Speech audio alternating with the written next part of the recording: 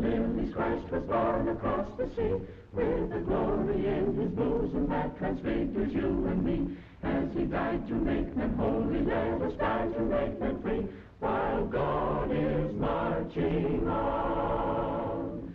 Glory, glory, hallelujah. Glory, glory, hallelujah.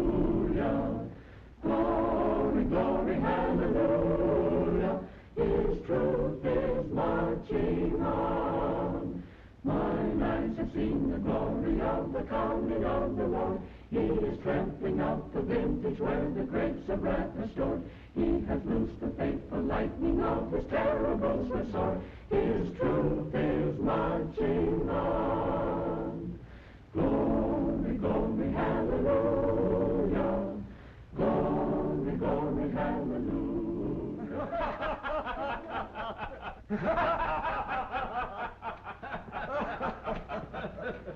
Made a fool out of himself likely, just like he did at Antietam last fall.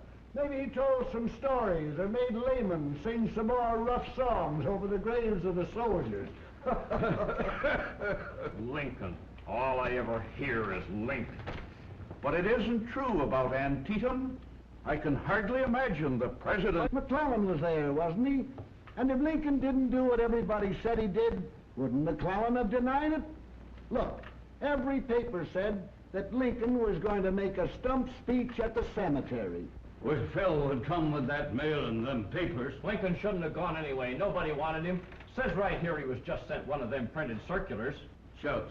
Got one of them myself. And it wasn't much more than a week ago when they asked him to speak. Had to, most likely. Couldn't have the president there and not call on him to say something. Well, Chase didn't go, or Stanton. And General Meade wasn't there either. He said the Army needed him. Way I figure it out is this. Lincoln hasn't got a chance to be re-elected, and he knows it. Chase wants to be president. He wasn't going to Gettysburg and be the tail to a kite won't get off the ground. Meade didn't go because the president wasn't going to be there. He's still hot under the collar on account of what President wrote him for letting Lee get away across the Potomac after the battle. There are a lot of people who think the president was right. The war might have been ended back there in July if Meade had followed Lee from Gettysburg.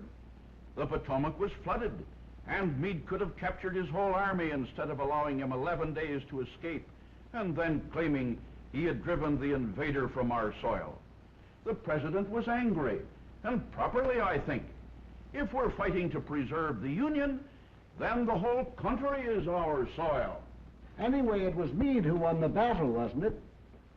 And what right did Lincoln have to say that if he'd gone up there, he could have whipped Lee himself? That's right. First he wants to be a general and fight all the battles. And then he went to Gettysburg, like I said, to make a fool out of himself.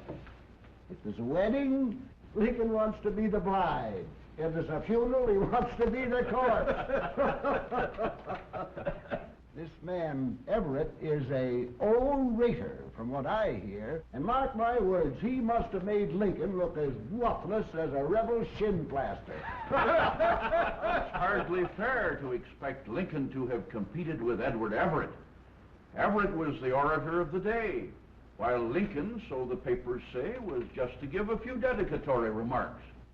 Everett is a great scholar. He's a noted Boston minister. He's been president of Harvard, governor of Massachusetts, United States senator. Yes, an ambassador to England and secretary of state. Lincoln taught himself. Darn poor teacher, I'd say. I've never said Lincoln was a great man. Maybe he isn't. But he's come a long way.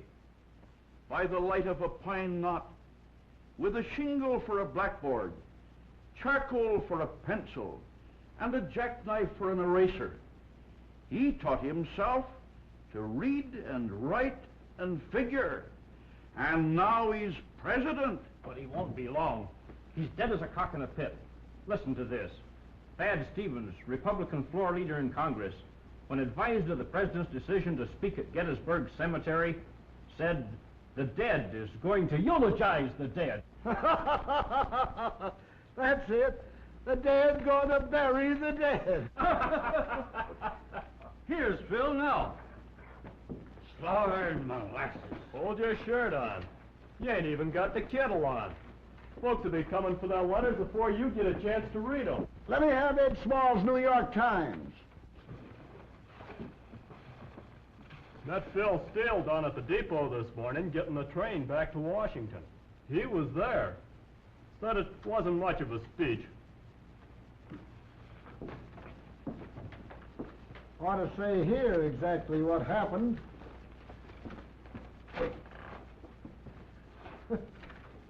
All it says is, President Lincoln made a few remarks upon the occasion. Old Everett spoke, Bill says, for an hour and 57 minutes. One of the greatest orations he ever heard. He's heard plenty of them in Congress. Then Lincoln spoke, before anyone knew what he was through. Bill saw one of them photographer fellers setting up his contraption, and before he could get his head under that shawl or whatever 'tis, Lincoln had finished. Just like that. Didn't even get a picture of the president making the speech. Told you he'd make a fool out of himself. We pass over the silly remarks of the president. For the credit of the nation, we are willing that the veil of O-B-L-I-V-I-O-N. Oblivion. I know, you don't have to tell me. Willing that the veil of oblivion shall drop over them, and they shall be no more repeated or thought of. What paper is that? Harrisburg Patriot Union. Right nearby. Seems as though they ought to know what they're talking about.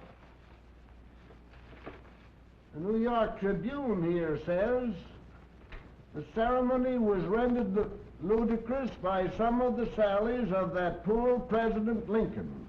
Anything more dull and commonplace, it would not be easy to produce. I suppose that'll be printed in England now and get them Britishers laughing at us. Guess that speech drove the last nail in old Abe's political coffin. Even Fletcher ain't got much to say now. No, but I'm thinking. What you thinking of? Great speech of your Mr. Lincoln? 87 years. Maybe sounds better to a school teacher than 87 years ago. No, but here's a paper, the Chicago Tribune. They had a reporter there, and he wired this. The dedicatory remarks of President Lincoln will live forever in the annals of men. Let's hear just what happened. Will you read it to us, Mr. Brown? The president arrived by special train on the Baltimore and Ohio Railroad. Get down to it. Never mind. Let's hear the speech. An amusing incident occurred when one of the military bands stopped to play in front of the home of Mr. Wills, where Lincoln was staying. Thinking he was being serenaded, the president came out and acknowledged the compliment, but declined to make a speech. He said, "In my position, it is sometimes important that I should not say foolish things." He can't help saying them. Go on, Mr. Brown. The band went next door, where Secretary Seward responded with a graceful speech. The following morning, the procession moved shortly after 10 o'clock from Gettysburg to the cemetery, in charge of Marshal Ward Hill Lehman. There were several bands, including the 2nd United States Artillery Band of Baltimore. President Lincoln rode a horse which seemed much too small for him, and his appearance caused considerable amusement. When the procession reached the cemetery, there was another delay, as Edward Everett, the orator of the day, was over a half hour late in arriving. After music by the band, Senator Everett delivered a notable address, which we are pleased to quote herewith.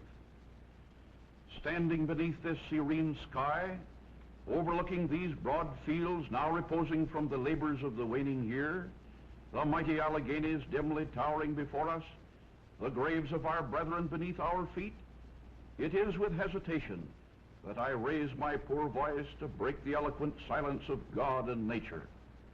Beautiful speech, men, but it takes up 7 columns.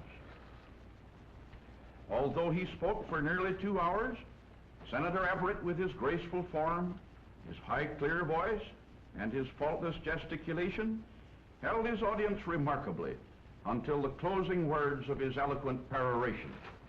It says in this paper, President Lincoln said in his speech, "The world will little note nor long remember." Well, that's one, so he was right. Let's hear the rest of it, Mr. Brown. There followed a selection by the military band. At its conclusion, the Honorable Ward Hill Lehman arose and said, Ladies and gentlemen, the President of the United States.